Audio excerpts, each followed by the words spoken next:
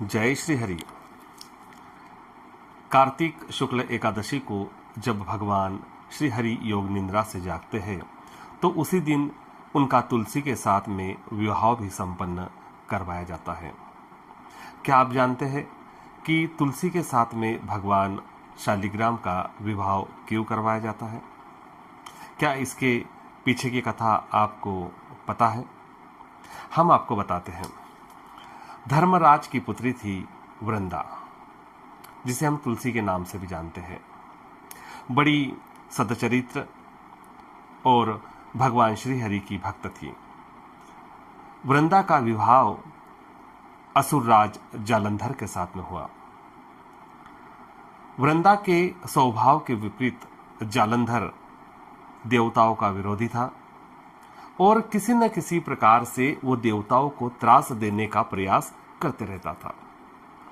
जब देवताओं और जालंधर में एक बार युद्ध हुआ और युद्ध लंबे समय तक चला, देवता परास्त होने लगे, तब सभी देवता भगवान ब्रह्मा जी के पास गए और उन्होंने कहा कि ब्रह्मदेव, ये जालंधर तो किसी के मारे मरता ही नहीं है। तब ब्रह्मदेव ने कहा, यह सिर्फ भगवान श्री हरि के मारने से ही या उनके किसी युक्ति से ही मर सकता है। सभी देवता श्री हरि के पास गए। भगवान श्री हरि ने उनसे कहा कि देखो, जो जालंधर की पत्नी है ना वृंदा, वो बड़ी पतिव्रता है। उसके सतीत्व के कारण ही जालंधर को बल प्राप्त है और इस कारण वह युद्ध में किसी से पराजित नहीं होता। सभी देवताओं ने कहा कि प्रभु, अब आप ऐसी कोई युक्ति करें जिससे कि उसका सतीत्व भंग हो और जालंधर युद्ध में मारे, तभी लोक का कल्याण होगा। भगवान श्री हरि ने उनकी बात मानी और उनको युद्ध में रवाना किया कि आप जाए और जालंधर से युद्ध करें, मैं कुछ युक्ति करता हूं। और भगवान श्री हरि वृंदा के पास जालंधर का रूप बनाकर चले गए। अपने पति को युद्ध से आता देख वृंदा बड़ी प्रसन्न हुई और विष्णु रूप में अपने पति जालंधर को देखकर उन्होंने उसे छू लिया। पर पुरुष को छूने से उसका सतीत्व भंग हो गया और इधर शिव जी के हाथों जालंधर का वध हुआ और उसके मस्तक त्रिशूल के साथ में उसी समय वृंदा के शयन कक्ष में आकर गिरा। वृंदा ने देखा कि जालंधर का मस्तक तो यहां पर आकर लहूलुहान होकर पड़ा है, तो मेरे सामने ये कौन है?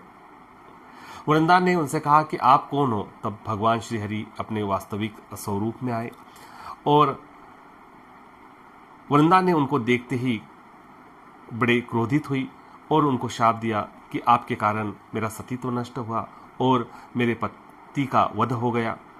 मैं आपको श्राप देती हूं कि आप पत्थर के हो जाए। भगवान ने श्राप स्वीकार किया। वृंदा ने अब सती होने की ठानी और अपने पति की चिता के साथ में वह भी भस्म हो गई।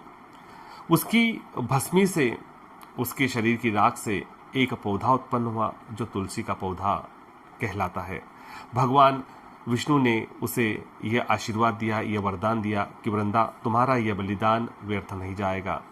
यह पौधा संसार में पूजनीय होगा और तुलसी के बगैर मेरी कोई भी पूजा अधूरी मानी जाएगी। और कार्तिक शुक्ल एकादशी पर जब मैं योग निद्रा से जागूंगा तो आपके साथ में मैं विवाह करूंगा। तो ये थी तुलसी और शालिग्राम विवाह की कथा। हरि भक्तों, जो व्यक्ति तुलसी विवाह करवाता है या करते हुए प्रत्यक्ष दर्शन करता है, उसके जीवन में सांसारिक सुख, संसार सुख और धन लाभ का योग बनता है। तुलसी विवाह करवाने से हमें कन्यादान के समान पुण्य प्राप्त होता है।